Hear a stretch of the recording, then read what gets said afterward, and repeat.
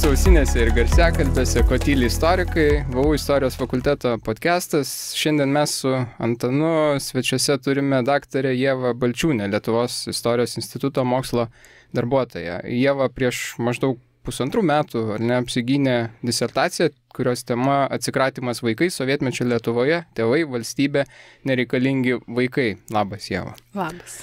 Tai mes šiandien ir pakalbėsime tokia, atrodytų visai sunkia tema, bet to pačiu intriguojančia ir įdomia tema. Ir įvesdamas į pokalbį, aš noriu, Ieva, pacituoti tavo disertacijos įvado pačią pradžią. Iš pradžių tu ten pati cituoji, lyg atsispiri nuo sovietinių autorių, kurie rašė ir teigia, kad vaikystė sovietinė santvarka turi absoliučią vertę ir kad vaikai apskritai yra svarbus, jie yra asmenybės ir su jais ten negali būti kažkaip, juos negali būti žvelgiama kaip į naštą, bet tu toliau jau rašai, cituoju, visgi nereikalingi, nepageidaujami, nelaukti, našta tėvams esantys vaikai yra natūralus ir įprastas žmogiškas reiškinys, o atsikratymas vaikais yra universalus siužetas įvairiose kultūrose sutinkamose, mitologijose, religiniuose pasakojimuose, literatūroje ir kitose meno formose. Citatos pabaiga ir ten nebejotinai, toliau tiesi, kad nebejotinai tai atsitikdavo ir sovietų Lietuvoje ir toliau jau atpasakojant tavo tekstą, tai trumpai, tai tyrimas yra apie tai, kokie vaikai dėl kokių priežasčių tapdavo nereikalingi, kaip vyko atsikratymas vaikais, kokios to prielaidos, ar prielaidos vaikų atsikratymų ir kaip visą tai susiklostė sovietmečiu, kaip tai spręst bandė valstybė ir kaip sprendė visuomenė. Turbūt visom šitom temom, tokį trumpą įvadą padarius, mes ir pakalbėsime, ar ne? Tai gal atsispiriant ir šiek tiek apsibrėžiant tokį lauką ir savokas, ar ne, nes ir tu tą darai, ir tai turbūt ir nėra toks paskutinio, net toks nereikšmingas dalykas. Kas yra tie atsikratymas vaikais ir nereikalingi vaikai, ką apibrėžia šitą savoką? Tai pirmiausia, noriu pasakyti, kad išlaikai egzaminą, perskaitai disertaciją, puikiai ją apibendrinai ir atpasakai. Tai čia gal reiktų pradėti nuo to, kad apskritai vaikystės istorija, vaikų istorija mūsuose yra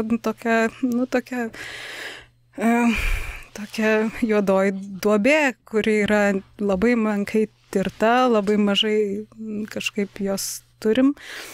Ir kai aš iš tiesų pradėjau, ir tas visas sumanymas buvo ne apie vaikus ir ne apie vaikystę, bet kažkaip natūraliai nudreifavo, nes kai pradedi krapštyti ant tos santykius tėvų vaikų, ar ten kažkokios, režimo konstruojama kažkokius rėmus, kuriuose jie veikia, tai atsiduri tokio aklavietėje, kad nėra savokų. Mes neturim, niekas nėra ištirta, mes neturim savokų, kuriam galėtume disponuoti, kažkaip pasitelkti jos, suprasti, analizuoti, dar kažkaip. Tai turi tas savokas kažkaip išsiversti arba susigalvoti arba susikurti, ir tas atsikratymas vaikais tapo tokia, aš kažkaip vis galvoju, kokia jinai yra dramblavota ta savoka, kokia jinai yra kažkokia nelanksti, neparanki. Bet aš supratau ilgainiui, kad tarsi tai, ką aš tyriu, arba tai, kas man, tai, į ką aš kažkaip nudreifavau ilgainiui, tai visiškai atitinka tokią platesnę vakarų istoriografijai, dažniausiai socialinėje istorijoje naudojama savoka abandonment of children. Ir kai bandai išsiversti, kas tai yra, nes tai yra toks konceptualizuojantis savoka, kuri iš esmės apima tokius skirtingas formas, skirtingas būdus, kuriuos pasitelkia nebūtinai tėvai, kas nors, kas, gali ir valstybė, ar ne, ypatingai moderni valstybė, pasitelkti kažkaip kažką padaryti su tais vaikais, kurie kelia kažkokią grėsmę, kažkokią naštą jie kelia, ar ne, ir ta našta gali būti simbolinė, socialinė, gali būti ekonominė, gali būti emocinė, kokia tik tai nori, tas spektras yra didelis, ir tada, ir tas apleidimas toks vaikų, tarsi kažkoks atitraukimas nuo šeimos ar nuo asmens, kur tai ir apima, ar ne, tas abandonment of children tai ir apima. Čia ne tik, kad tėvų atsikratymas, ar ne, ar jau tokie kraštutinės formos kaip abortas, kas yra čia atskirai, bet irgi patenka, ar ne, ir vaikžudystė, bet ir to pačiu turbūt išėmimas iš visuomenės, ar ne? Izoliavimas tų vaikų, kurie yra problematiški, čia apima, ar ne? Jo, atitraukimas arba tai nebūtinai reiškia, kad visam laikui, amžiams apskritai ten koks nors tai gali būti laikinas arba kažkoks bandymas juos pertvarkyti, kad jie būtų, kažkokie paklusnesni, tarybiniai piliečiai. Tarkim, arba kokie nors normalizuojantis, pavyzdžiui, kokie nors vaikų, kurie netitinka fizinio vystimosi normatyvų, ar ne, tai jų kūnų normalizavimas, ar ne, bet tai, kad tu galėtum tą padaryti, turi juos, kaip čia, ir tiesioginė, ir perkeltinė prasme, įkišti į kažkokią dėžę, kurioje jie formuotųsi taip, kaip yra numatyta, kaip yra, reikia, kad jie nekeltų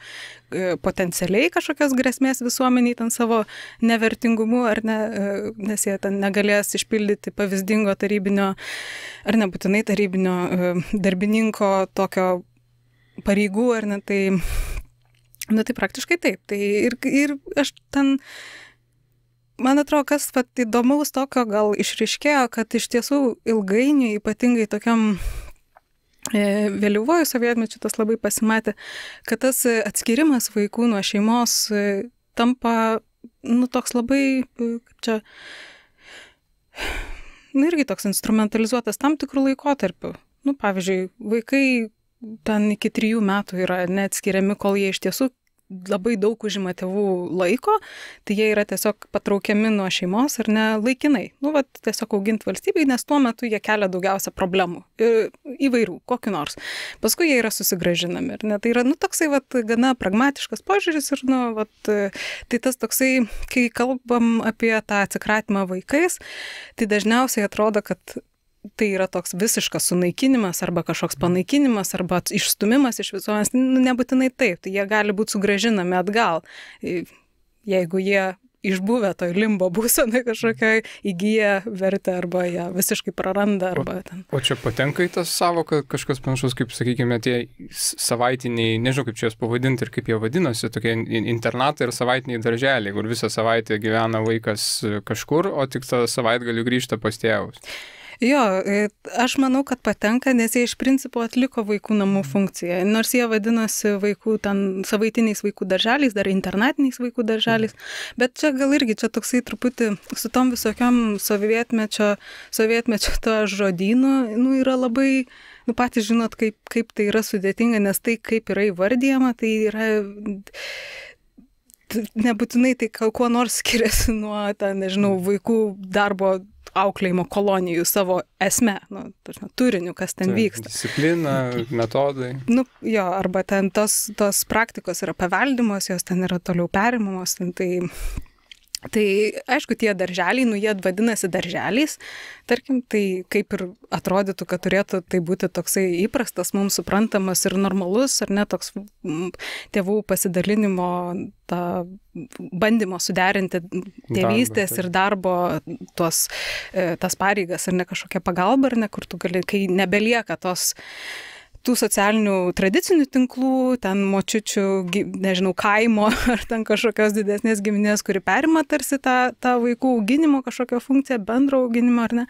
Tai tarsi taip. Tai su tais vaikų darželiais, tais savaitiniais vaikų darželiais, tai čia irgi dar galbūt toksai vienas turbūt niuansas yra, kad kai kalbu apie tokį atsikratymą vaikais, kas atrodo, tokia yra kraštutinė priemonė, ten vaikų namai, ir ne iš karto galvom apie tos vaikus, kurie yra atskirti dėl kažkokių, nežinau, tėvų socialinių deviacijų, kažkokio, nežinau, deviantinio gyvenimo būdo, ar ten našlaitystės kažkokios sąlygotų, ar ne. Tai iš tiesų, pavyzdžiui, jau tada atrodo, kad tarsi tie savaitiniai darželiai yra kažkoksai truputį kitas reiškinys. Ir čia turbūt pasimato tai, kad į savaitinius darželius daugiausia, gal gerai, čia taip per drąsiai pasakiau daugiausia, bet labai didelė tų savaitinių darželių vaikų dalis, kuri gyveno tuose savaitiniuose darželiuose, kurie gyveno ten ištisom savaitėm, kartais mėnesiais, kartais metais, buvo sovietinio elito šeimų vaikai, kultūrinio, politinio, ten, darbininkų, aišku, irgi, bet tai tėvam reikia eiti į teatrą, neturi kur palikti, ir lieka tas vaikas ten žinai, 3 dienas gyventam darželyje. Tai tų formų, tų įvairovė arba tas spektras, kaip ten tie vaikai buvo atskiriami, dėl kokių aplinkybių, į kur jie buvo iškeliami ir taip toliau, tai atsiranda visas toksai didelis spektras, kuris ne tik reiškia kažkokį visišką sunaikinimą, atsisakymą amžinai arba ten dar ką nors, bet ir tokių, tiesiog. Bet čia ir Lietuvoje kalbame apie elito vaikus? Jo. Nes aš esu girdėjęs, auklės turėdavo kai kurie. Čia gal toks elitas, nežinau, nors ir, pavyzdžiui, Diržinskaitė yra, kaip pasakojus ten toje interviu knygoje Daliai Leinartei, kad jie irgi, man atrodo, turėjo auklę savo vaikų, nes jie jau tuo metu visai pareigas tokias, sakykime, regione užėmė. Jo, tai buvo ir tokių variantų. Čia iš savų pinigų vėlgi turėjai skirti, nes nieks tau ten jo neskirdavo, tu turėjai mokėti ir čia jau priklausė nuo pinigų, aišku, jie uždirbdavo pakankamai. Aš kadangi žadėjau tau bent kažką užduoti kažkokių klausimų, kurių gal tiek daug nesulaukia, nes labai pažįstama man ta situacija, kai apsigini disertaciją ir tada visiems įdomu, ką tu čia atradai. Aš norėčiau tavęs paklausti šiaip klausimą, kurio visų žmonių norėčiau paklausti, su kuriais kitų tyrėjų, bet dažniausiai tie klausimai užsiduoda lengviau prie kavos puodelio ar alaus bokalo.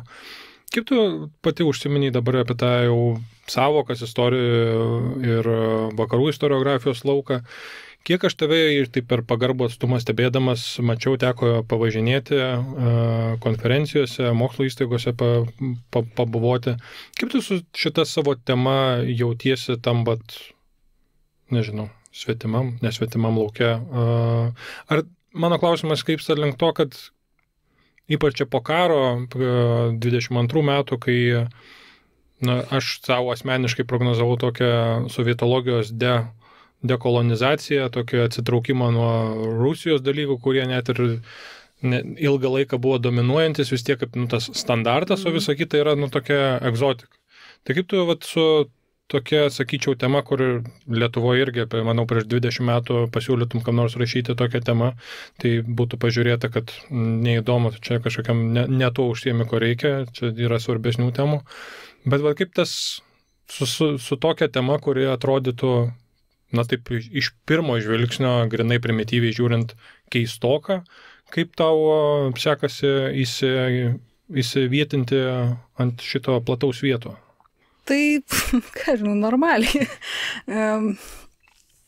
Aišku, kai patenki, tai pirmiausia, tai gal čia ne tik ta problema egzistuoja, kad tie vaikystės ar vaikų ar ten santykių tyrimai yra Lietuvoje kažkokie nustumti į paraštes, bet jie ir apskritai nėra labai jau taip tokie populiarūs arba jų kažkoksai toksai bumas, kuris buvo šiek tiek užėjęs, jis yra toks Ataušęs, jo. Tai tarkim, kai ten, nežinau, nuvažiuoji kokią nors tokią fokusuotą konferenciją, ne ten, kur 500 dalyvių ar 5000, bet kur susirenka 25 žmonės ir 3 dienas dirba intensyvų darbą, žodžiu, konkrečia tema, tai ten jautiesi visiškai normaliai, taip kaip ir turėtum turbūt jaustis, nes turi kažkokią tokią gal nišinė, gal specifinė, gal apskritai, kad tai yra socialinė istorija, tai tokia labai niuansuota, labai ten.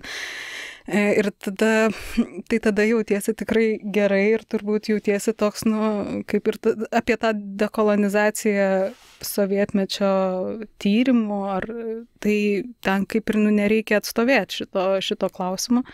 Kitas dalykas, kai patenki į tokį platesnį ratą, nežinau, istorikų, kuri kažkokią didesnę, nežinau, konferenciją, tarkim, jeigu čia jau taip imat, ar kažkokius renginius, kur turi atstovėti.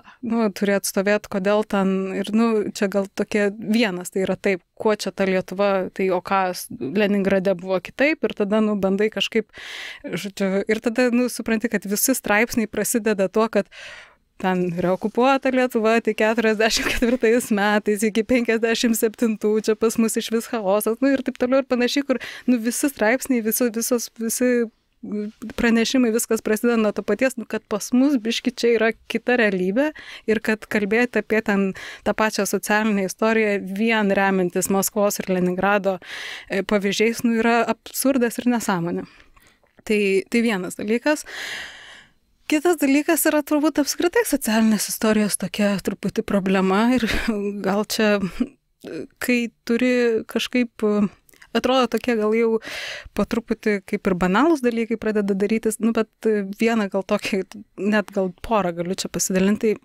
Vienas tai buvo toks, kai toks gana autoritetingas istorikas, kuris šiaip nesocialinės istorijos tyrėjas, kažkaip jis ten kalbėjo apie tarpukario Lietuvą ir žodžiu, kalbėjo, ir žodžiu, ir aš nepamenu, kas ten buvo tiksliai, bet jisai kažkaip užsiminė maždaug, tai apie vaikžudystės ten buvo, ar ne, apie vaikų mirtingumą, žodžiu, tarpukario Lietuvoje, ir kažkaip užsiminė, tai ką maždaug, tai tos moteris ten tiek tų savo vaikų ten palaidodavo, kad ten jos maždaug po kiekvieno gimdymo ten nusileisdavo sijoną, išeidavo ten į savo kopūstų laukus ir maždaug tai nei jom ten kas nors per daug, nei jas tai veikia, nei maždaug čia kažkokia didelė...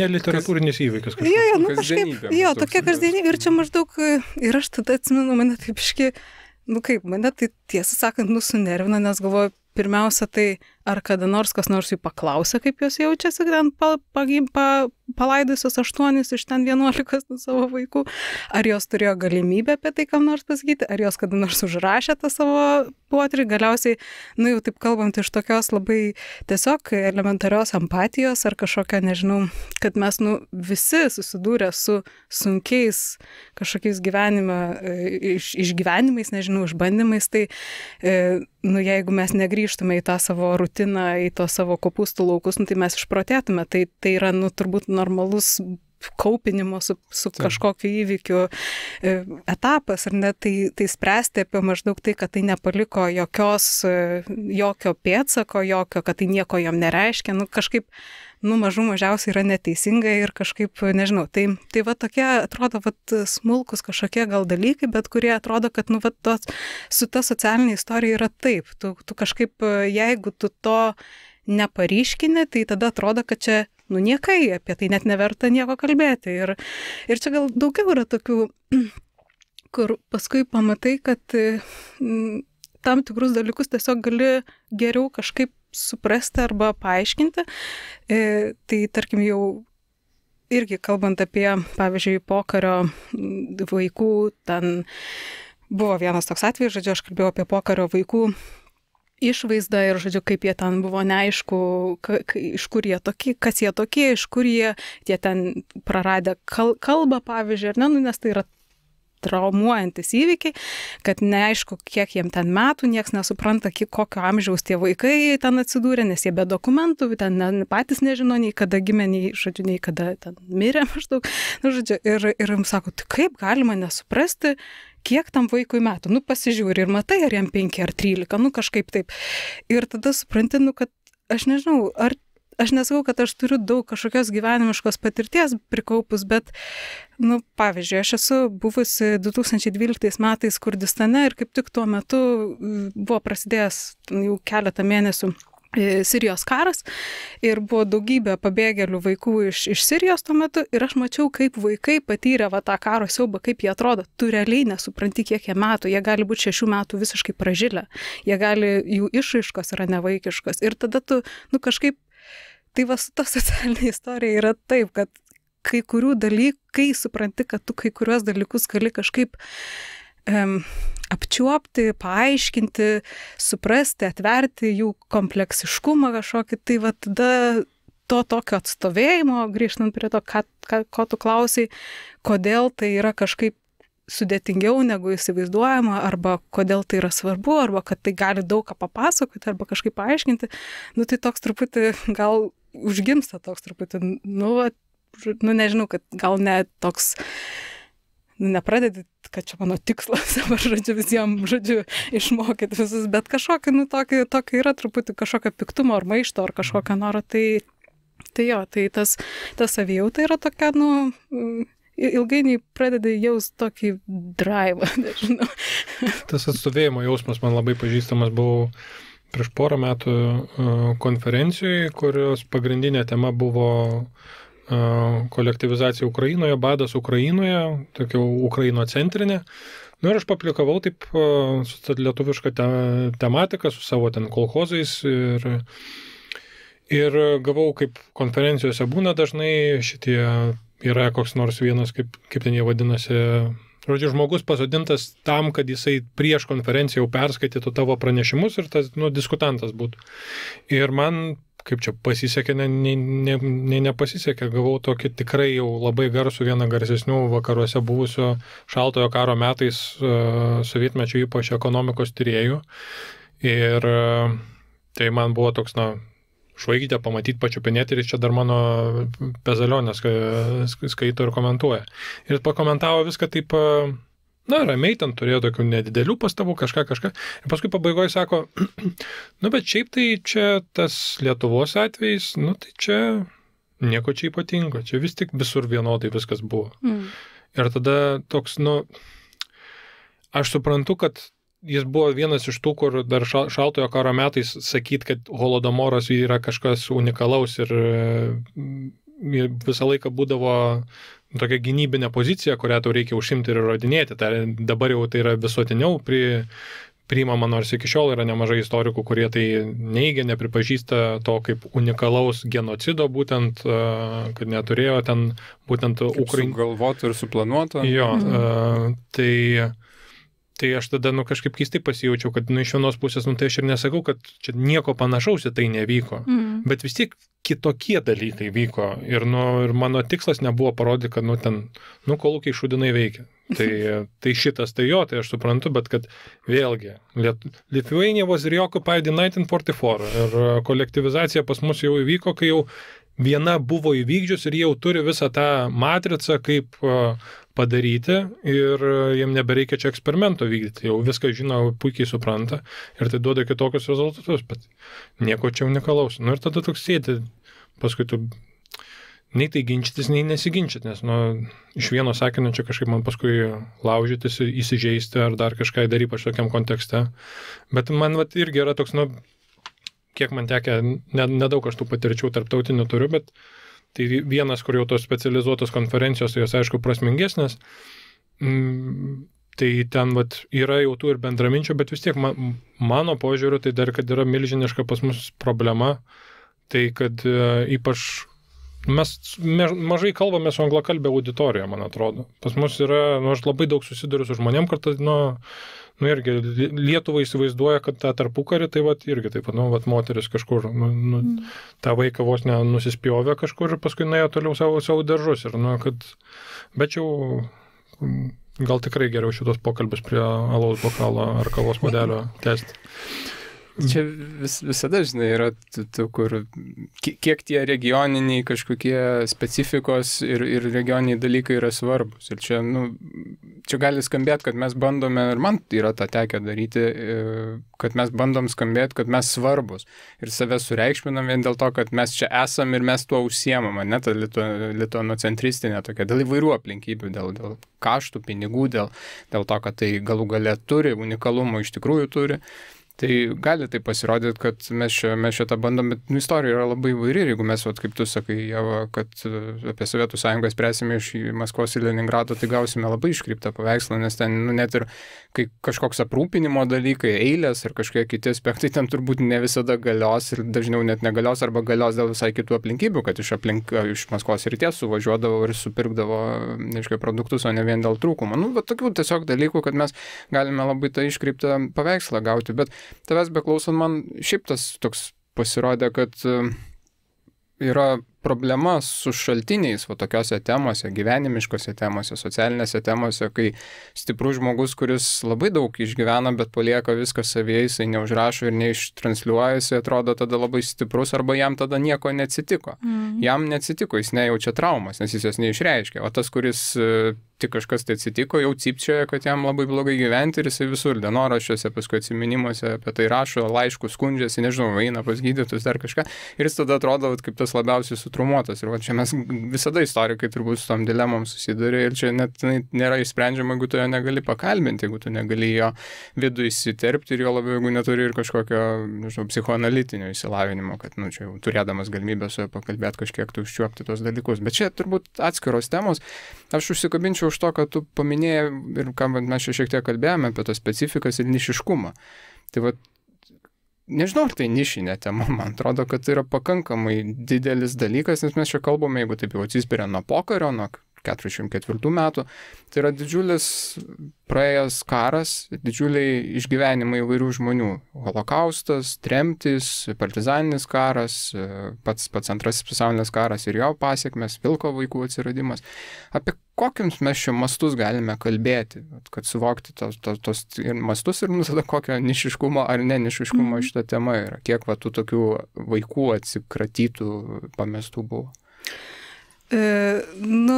Čia gal reiktų taip pasakyti, kad kažkaip pamatuoti yra nelabai įmanoma. Taip, suprantu, bet gal čia, žinai, kaip sako, kad visais laikais vaikų dalis visuomeniai, gal tik per pastaruosius 60 metų buvo didesnė už suaugusių žmonių. Tarp, kad tai yra didesnė visuomenės dalis visada buvo.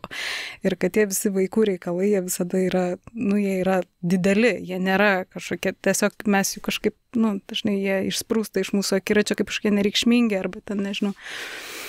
Tai kalbant apie tokį pokarį, tai gal įdomu čia yra turbūt tai, kad aišku tas masiškumas ir tai taip, kad ten atsiranda įvairios grupės tų vaikų ir tų žmonių, kurie yra kažkokie, nežinau, atsiduriantis tokioj kažkokiai situacijai, kur jų statusas neaiškus, jie neturi jokio užnugario ar ne, arba ten. Ir čia gal yra įdomu tai, kad mes dažniausiai kažkaip, pavyzdžiui, galvojam apie, arba tai, ką mes turbūt žinom iš kažkokių, nežinau, iš pasakojimų, arba iš to, kas yra geriausiai PR-inama, arba dar kaip nors, kad, tai yra ten našlaičiai pokario, tada yra vaikai likę žmonių, kurie pasitraukia į vakarus, tada yra ištremtų žmonių vaikai, arba ten tie patys vilko vaikai, vilko vaikai. Reiktų patikslinti, kad čia kalbam apie iš rytprūsių migruojančius vaikus į Lietuvą, nes tas savoka irgi nėra tokia jau visai savaime suprantama šiaip jau.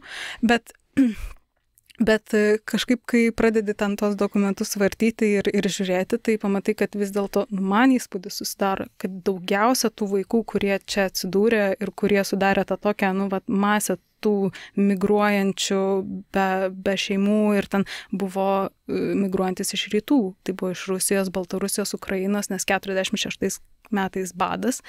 Ir tai yra didesnė vaikų, tos problemos dalis, kuri nesprendžiama taip tokiais būdais, kaip pavyzdžiui, ten tarkim tų pačių ištremtų šeimų vaikai, arba ten pastraukusių į vakarus, arba ten kokie nors tokie užklystantis pavieniai vokiečiai, ar ne, kurios šeimos priima globoti.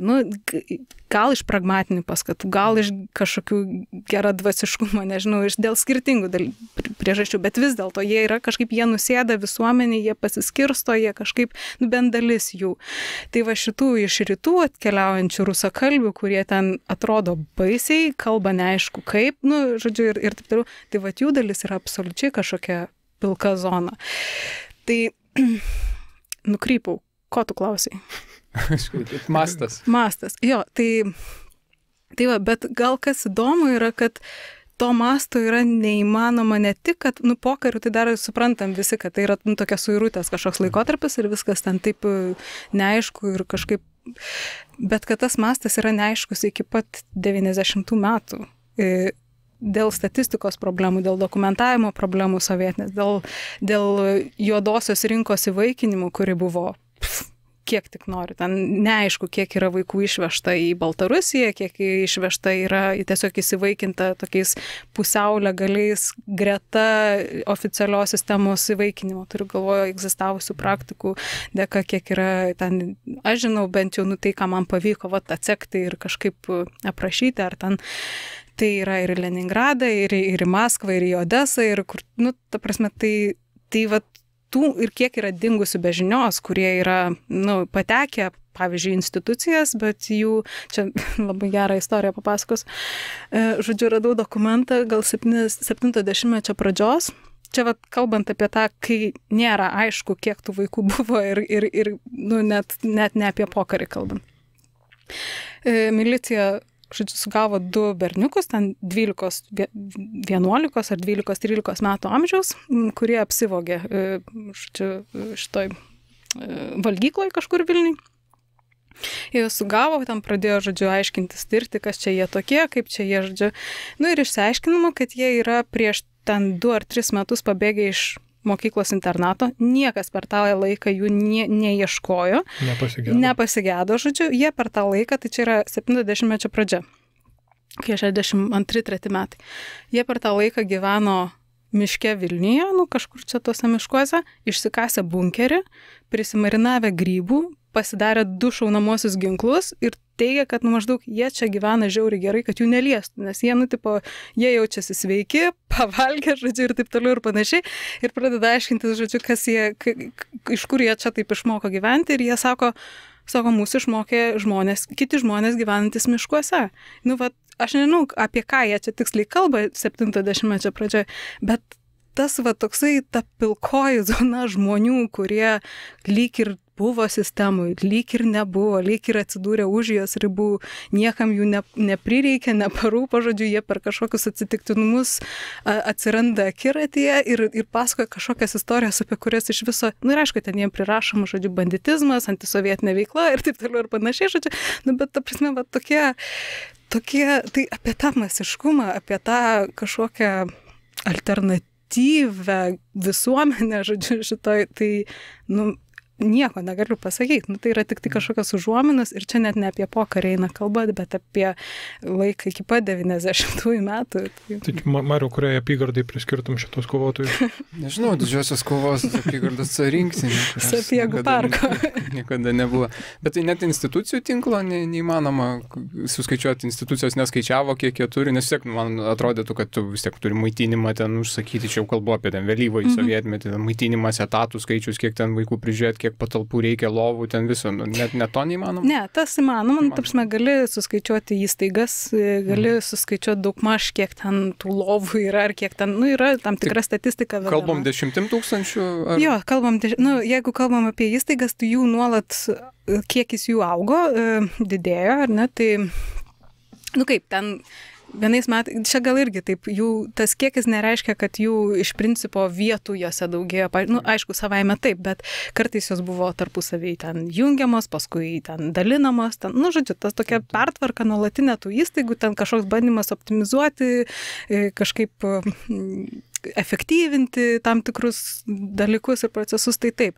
Tai tas tai taip, bet kalbant apie tokius vaikų, kiekį, tarkim, tai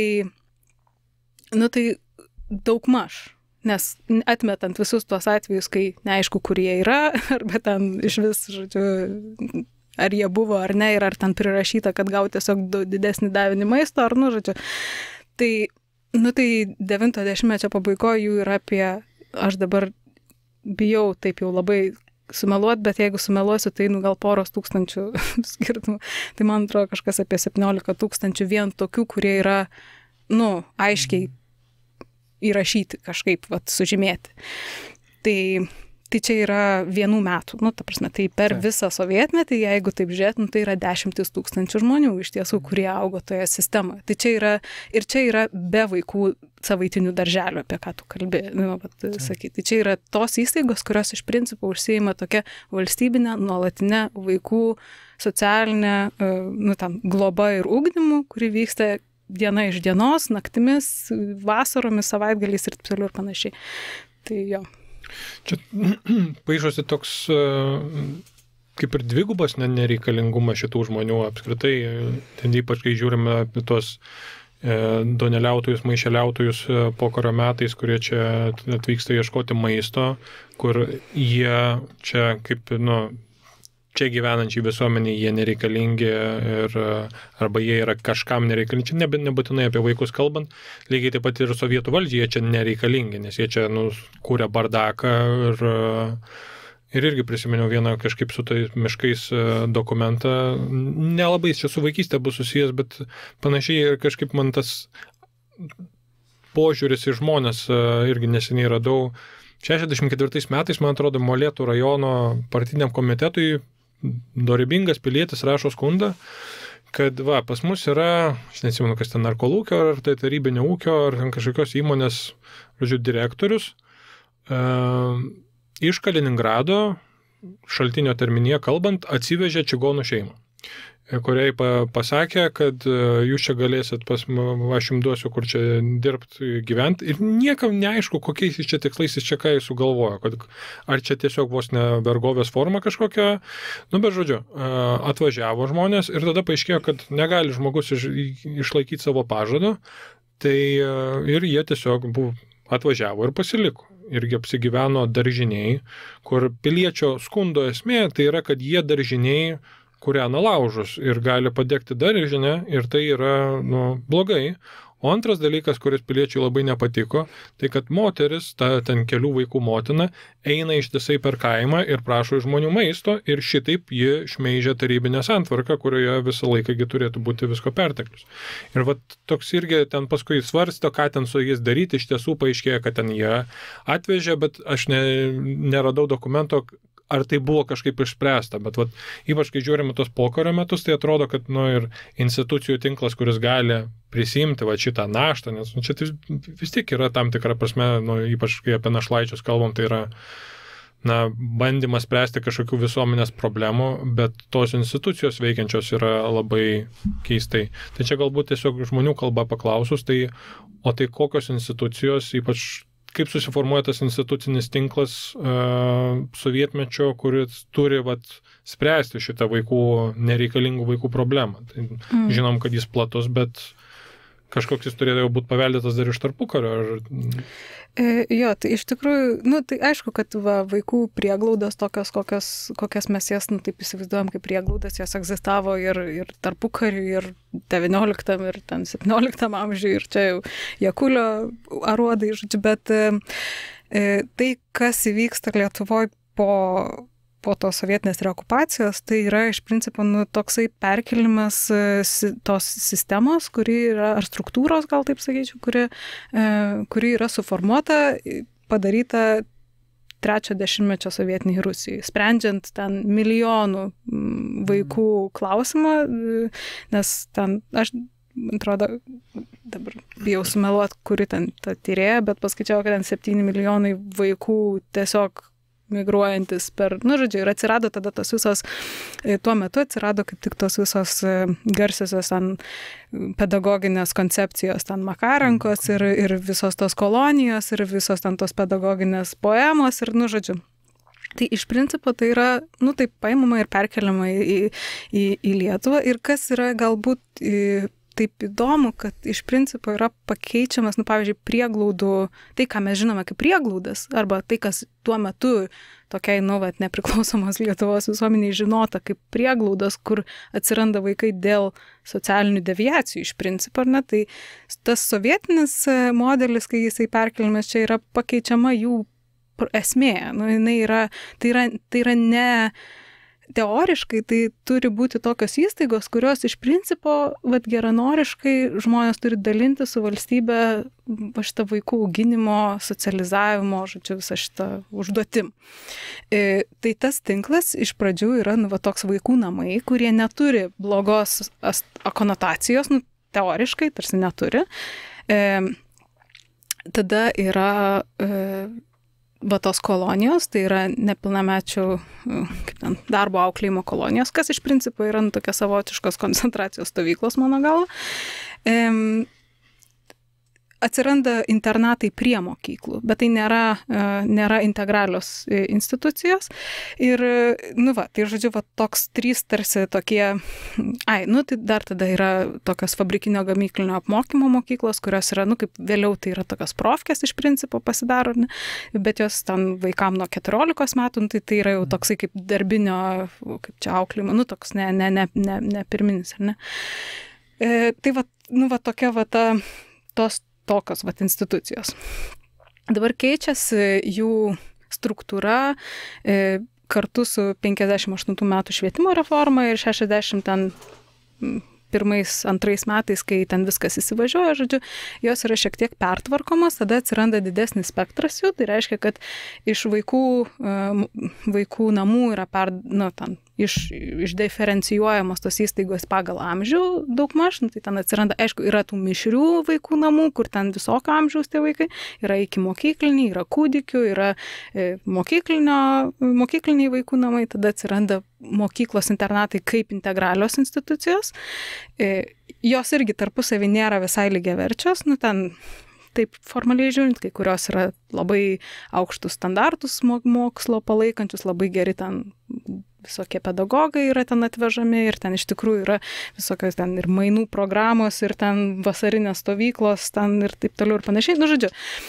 Ir tada yra spec mokyklos internatai, kurie yra iš principo tos pačios vaikų darbo auklėjimo kolonijos, nepaisant pavadinimo pasikeitimo, iš principo jos paveldėjo absoliučiai stalininių kolonijų praktiką, veiklą, viską ten, tuose pačiuose pastatuose, ten, taip pat. Tada yra pagalbinės. Tai yra tos, kurios yra skirtos fizinį arba psichinį kažkokį anomalumą, tais to laikotarpio terminais kalbant skirtos, tai yra tokiam normalizavimui arba kažkokiam, kaip čia, įveiklinimui, gal tai sakyčiau, kažkokiam darbiniam treniravimui, žodžiu. Ir tada yra vaikų invalidų namai. Tai yra jau tokios, visiškai atskirties vietos, kurios yra skirtos, tiesiog patraukti, kad netrukdytų, taip grubiai tariant. Tai va tas spektras, jisai ir ilgainiui, jisai truputį keičiasi, buvo ten sanatoriniai kokie nors, tada jie ten panaikinami, padaroma iš to ten kokia nors pagalbinis internatas, žodžiu, tai ta tokia, kaip čia, kadangi jų daugėja, tas spektras plečiasi, ten truputį diferencijuojama pagal, nes reikia kažkaip šiek tiek atsižvelgti į tai, kas ten vis dėlto patenka ir kaip ten tos vaikus, žodžiu, kaip ten su jais dylinti, tai jų tarsi jos gal kažkiek smulkėja, jie ten funkciškai šiek tiek diferencijuojamos pagal ten kažkokios specifinės pedagoginės tarsi programos pritaikomos ar medicininės ten, tai toksai tas, bet kita vertus, nepaisant to, kad tai atrodo kaip kažkoks labai didžiulis spektras įvairių, žodžiu, įstaigų, kurios ten visos užsiima kažkokiais skirtingais dalykais, tai, tokia savo esme, jeigu taip jau, jos visos iš principo darė daugmaž tą patį ir tai, kas ten ilgainiui dėl tokio, visiško nesugebėjimo sukontroliuoti to masto, tų problemų specifikos, negebėjimo ten atsižvelgti, kažkaip individualiai arba ten, nes tai vis dėlto yra normativizuota, normalizuota, ten visokia biurokratizuota žiauriai valstybė, ar ne?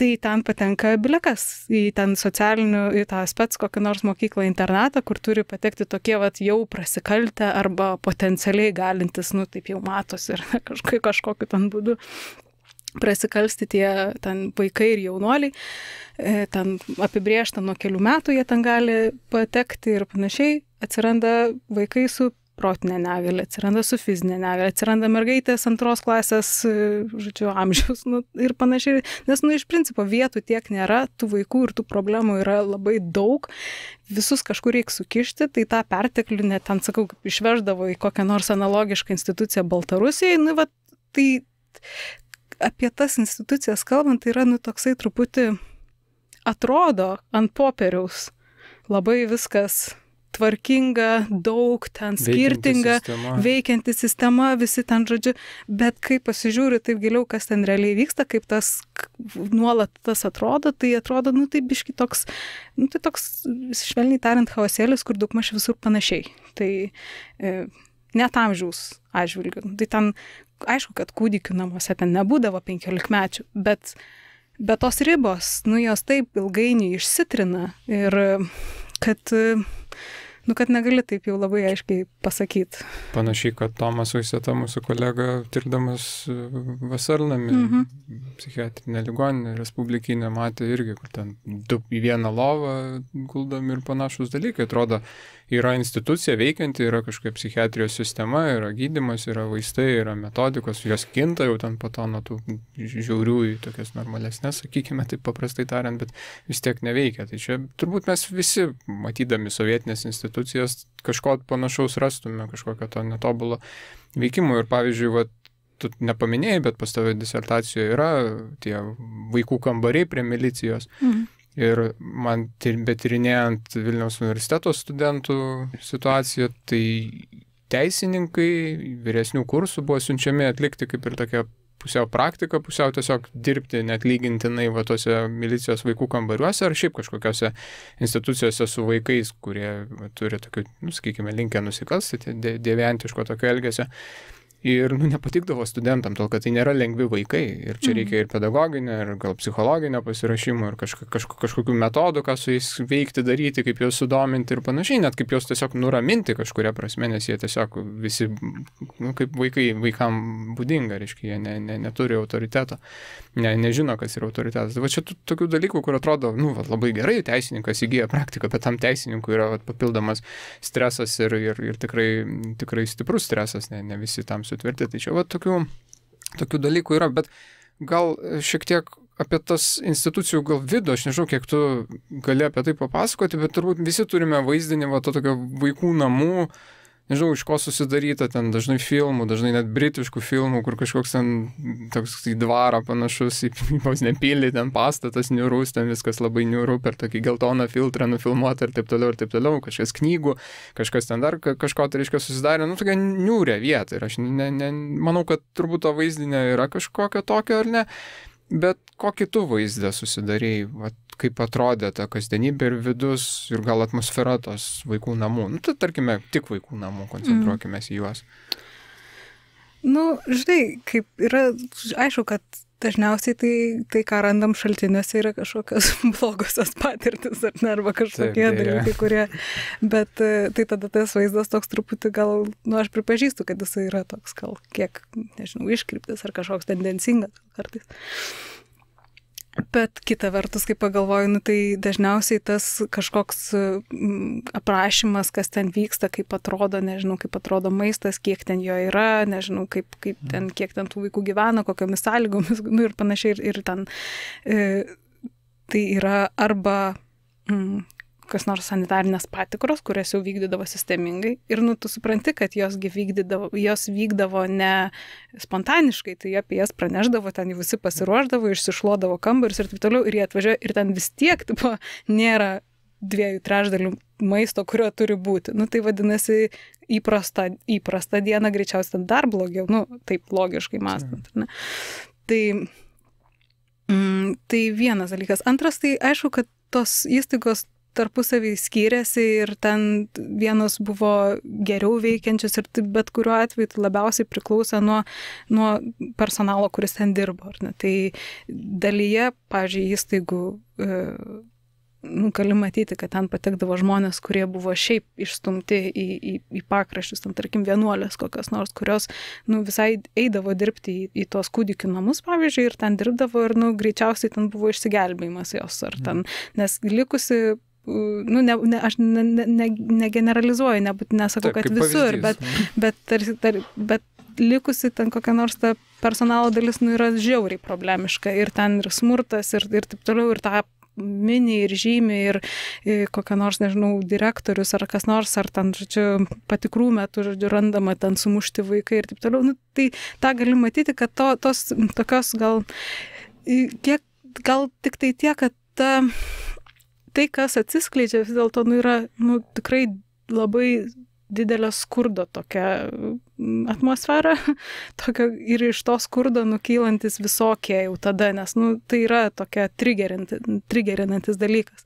Tai tada atsiranda, ar ne, ten koks nors išvagimai daiktų, ar ne, nes yra deficitas, yra skurdas, visiems ten kažko reikia, ir toks, tada ten yra kažkoks, nežinau, tų vaikų, ten smurto visa ta kultūra, kuri aplinkui tai yra, ir ten tų pedagogų, ar ten kaip juos pavadinti, jie nebūtinai turėjo tą kvalifikaciją, bet iš principo, ar ne, ir ten tarpusavio, ten tų gyventojų, ten santykiai, ir tai čia taip, gal atsveria tą tokį labai niūrų vaizdą, ar kažkaip, ne tai, kad atsveria, bet čia gal grįšiu prie to, ką sakei, kad mes dažnai kažkaip nematome tų, kurie patyrė traumas ir kurie apie tai nieko nesako, ar ten kažkaip, o tie, kurie, daug skundžiasi ir kalba, tai dažniausiai mes juos kažkaip traktuojam kaip kažkokius.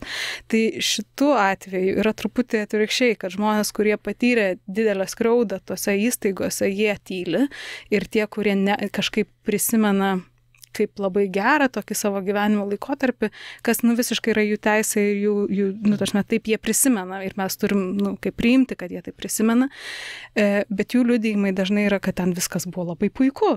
Ir kad čia mes, istorikai šmeižia, tą visą sistemą ir kad čia... Istorikai visada šmeižia. Taip, tai va tas toksai kalbėjimas tik apie gerasias tas pusės, arba kažkokią, tokią nepatirtą tą žalą, arba ten netgi tokią savicenzūrą kalbant apie, tai to yra labai daug. Ir žmonės prakalbinti, kurie iš tiesų patvirtina tai, kas yra parašyta dokumentuose, yra labai sudėtinga ištraukti tas kažkokias. Ir čia irgi viena tokia gal istorija, kurią aš dažnai daugam pasakoju, bet gal jums dar nepasakau. Aš kalbinau vieną žmogų, kuris gyveno mokykloje internete 70-metį ir jisai man pasakojo apie, kokie žiauriai skanūs kotletai būdavo. Kaip ir ta mėsa, tokios mėsos dabar nenusipirksi niekur, bet ten tai buvo mėsa, jie ten nesturėjo, jie pagalbinį ūkį ir ten, ir triušieną ir ten, kas tik nori ir, taip pat. Ir, gerai, žmogus tai pasakoja ir tai yra taip, kaip jis pasakoja. Ir aš buvau labai, labai laiminga suradusi tų metų, ten 10-mečio sanitarinių patikrų aktus tos įstaigos, tai tuo laiku, kai jisai gyveno toje institucijoje. Tai mėsos jokios ten 10 metų iš vis nebuvo. Tai kokius jis ten kotletus prisimena, yra kažkoks biškai kitas dalykas, ar ne? Tai tas žmonių, kaip čia, atmintis apie tas įstaigas arba kažkoksai tos įspūdis likęs yra dažnai kažkoks toks nesuderinimas su tuo, kad tu randi šaltiniuose ir tada ta atmosferos klausimas, kasdienybės klausimas, jis labai labai smarkiai komplikuojasi, nes tai toks kažkoks, nežinau, tai yra toks gal nuojautos dažnai dalykas, kažkokio bendro įspūdžio ir taip, kas galbūt nebūtinai yra adekvatu tam, kaip iš tiesų visur buvo ir tikiu, kad skirtingai buvo. Čia visą reikia suvoks šaltinio problemą. Taip. O kaip šitai interpretuoji? Ar, gerai, aš paklausiau kaip klausimą, bet iš karto pasakysiu savo versiją, kur, čia banalu tiesą pasakius, bet ir šitas žodis, kurį tu pavartosiu, kuo toliau, tu labiau, man atrodo, istoriografijoje tampa banalybė tam tikra, bet ar čia nėra tiesiog kažkokių patirtų traumų užsislopinimas, nenoras reflektuoti apskritai apie tai, kas tau įvyko tose įstaigose, kad galbūt ir buvo kažkokių labai konkrečių trauminių patirčių, kurios tiesiog tu net nenori pradėti galvoti apie tai, kas tau nutiko tose įstaigose. Aš dar pratęsdamas Antano mintį, kad gal ne tik tai, bet gali būti ir tiesiog, aš nežinau, kaip čia pasakyti, bet gėda kažkam prisipažinti, kaip tau buvo blogai, nes tada apie tave pagalvos, kad tu kažkoks suluošintas, kad tu kažkoks esi žmogus, kuris nepilnavertiška vaikystė, tave sėdi, kalbina istorikas, žurnalistas, dar kažkas, kuris atrodo laimingas ir pasiekęs kažkoks žmogus, sėkmingas žmogus, o tu jam dabar pasakosi, kaip tu kotleto nevalgiai, kaip pavyzdys, ir tu tada bandai kažkur tai bent jau pagražinti tą istoriją, nes man atrodo nėra lengva žmonėm pripažinti, kad jiems buvo sunku, kad jie, pavyzdžiui, patyrė skurdą. Vieni to labai mėgaujasi, jiems patinka, bet ne visi. Kitiems atrodo, kad jie baisu prisipažinti tą, nes jie tada nepilnavertiški, tokioje visuomenėje kaip mūsų gausos visuomenė. Tada tu kažkoks nepilnavertiškas buvai. Gal ir tai veikia? Aš manau, kad dalis yra to, ką jūs sakot abu, bet man atrodo, kad yra daug įvairių čia dalykų. Yra apskritai vaikystės atsiminimų problema, kas yra atskiras mokslas, ten nieks jų užrimta niekada niekur jokiose studijose nepriima. Vaikystės atsiminimai yra atminties tyrimų problema. Tai kažkokią istorinę rekonstrukciją iš vaikystės atsiminimų daryti yra, nėra prasmės. Ir čia ne tik istorijai, bet visur. Aš klausiau jūsų pokalbio su archeologų Vėlium, kuris pasakoja apie tos bunkerių ten bandymą atkasti, ten kažkaip atrasti ir kaip yra neįmanoma pasitikėti žmonių, kurie teigia atsimenantis, kur jisai yra ir kaip ten jis atrodo. Ir pasirodo, kad nevelnio niekas ne taip, ar ne? Tai čia lygiai ta pati situacija, kad tie įspūdžiai yra absoliučiai iškreipti vaikystės, ypatingai jau suaugusio žmogaus atminty likę. Tai manau, kad yra ir to.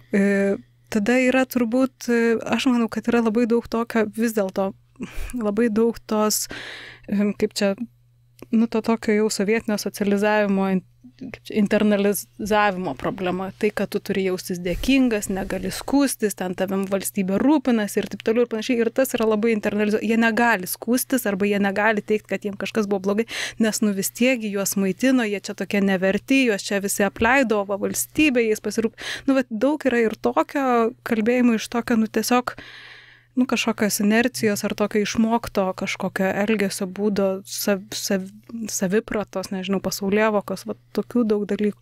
Tai man atrodo, kad tas turbūt gal yra ir traumas, yra ir atminties problemas, yra ir, įvairiai turbūt, jo. Taip, atmintis, tai čia aš, pavyzdžiui, iš vaikystės neįsivaizduočiau, net ką atsimint, ką aš ten tokio valgiau. Čia iš vis net, kiek tas net maistas svarbus buvo jiems. Čia irgi gali spręsti tada, kad jeigu žmogus labai atsimena, kad tai buvo svarbu, man nebuvo svarbu maistas. Aš atsimenu, skaniai kažką valgydavau, kažką mėgdavau, bet aš dabar nepalyginsiu tos su dabar, ką valgau, nes man tai nėra kažkas tokio ypatingai svarbu. Jo, bet čia gal irgi, iš kita vertus, tai reikia turbūt irgi taip gal nuosaikiai kartais pažiūrėti, nes, iš tikrųjų, dalis tų žmonių pateko į tas įstaigas, ne iš gero gyvenimo. Jie pateko iš tokių sąlygų, kuriuose tikrai ten gal jie iš vis maisto nematė. Taip, ir tada tas skirtumas gali, tas kotletas būti iš duonos pagamintas, bet jis jau yra, ir čia tokie, tai čia taip labai jau. Plius šiaip mano vienas bičiulis sakydavo, nueinam į vieną vietą pavalgyti, sako, kodėl ten tokie skanūs barščiai, tokie skanios sriubos. Sakau, kečupų įdėkit tos barščius. Suidėjo kečupų į barščius, sako, žiauriai geriau barščiai gavosi, nes gavo acto, gavo, sakau, ten tą prieskonį ir taip toliau, čia studentiškais dar laikais. Tai tai tiesiog netgi tu gali maisto priedų privaryti ir tau atrodys, wow, koks maistas, nes tai gali būti tiesiog prieskoniautas be reikalo. Einant į pabaigą, mes daug dalykų neaptariam, bet tam žmonės gali skaityti Ievos darbus, šiaip jau. Taip, skaitykite, ne tik klausykite. Jo, ir aišku, disertaciją skaityti gal yra jau ne visiems laisvalaikio geidžiamas leidimo būdas. Marius iš karto sakė, gal ir nieko laisvalaikio būdas. Nežinau, ten. Bet galime dėti komentare, kaip aš su Ievos tais tyrimais pirmą kartą susipažinau kokiais 2015-16 metais naujam židiny tavo buvo tekstas būtent apie vaikų namų kasdienybę, vienų konkrečių Vilniaus vaikų namų, tai galėsim įdėti ir ten, jeigu disertaciją tingite skaityti, tai tikrai galit bent jau tą tekstą perskaityti ir tą kasdienybę iš istorinių šaltinių, kokie atsispindi, jums truputį aiškiau pasimatys. O aš norėčiau paklausti, pabaigai pakalbėjom apie tuos vaikų namus, kažkaip susigavosi, kad turbūt, bet tai šitą ir kad dažnai gaunasi, kad žmonės daugiausia apie vaikų namus ir klausinėja. Turbūt antra tada būtų apie abortus pradėti klausinėti, tada jau būtų... Arba atvirkščiai, pirmą apie abortus. Tai aš norėčiau paklausti apie išėjimą iš tos sistemos, iš vaikų namų. Kaip tie žmonės, vaikai, kurie atsidurdavo vaikų namų sistemose, ar jie, pavyzdžiui, ar patekusi vienus vaikų namus, tu juose ir nugyvendavai, įsivaizduokim, kad tas niekas neįsivaikina, ar tu ir likdavai toje vietoje beveik visą savo tą vaikystės, paauglystės etapą, ar kažkokia būdavo migracija, kiek yra tų įsivaikinimų ar kažkokių kitų ten, nežinau, sėkmės istorijų atveju. Ir trečias dalykas, tarkim, kas įvyksta tada, kai tu suaugi, tau nežinau, kaip yra tas išėjimas iš vaikų namų, kai tau, nežinau, sueina 18 ar kiek, ar tave ten jau pasižiūri pagal pasą ir kitą dieną jau išmeta, ar kaip vyksta ta integracija į visuomenę iš šitų vaikų namų. Tai pradėsiu nuo klausimų, į kuriuos atsakymų žinau daug maž ir tada baigsiu tais, kuriais nežinau. Tai tas migravimas iš įstaigos į įstaigą, tai jis tikrai vykdavo, vien jau dėl to, kad jos bent dalis jų buvo diferencijuotos pagal amžiaus grupės. Tai tu ten peržengi kūdikystės slenkstį ir tada iškeliamas esi į kažkokią kitą instituciją. Įsivaikinimo atveju yra iš tikrųjų vaikų, kurie buvo įsivaikinami iš institucijų, mano manymu, yra labai nedaug. palyginti su tuo, kiek buvo įsivaikinama tokioj beveik juodoj rinkoje, tarkim, ar kaip čia jie pavadinus.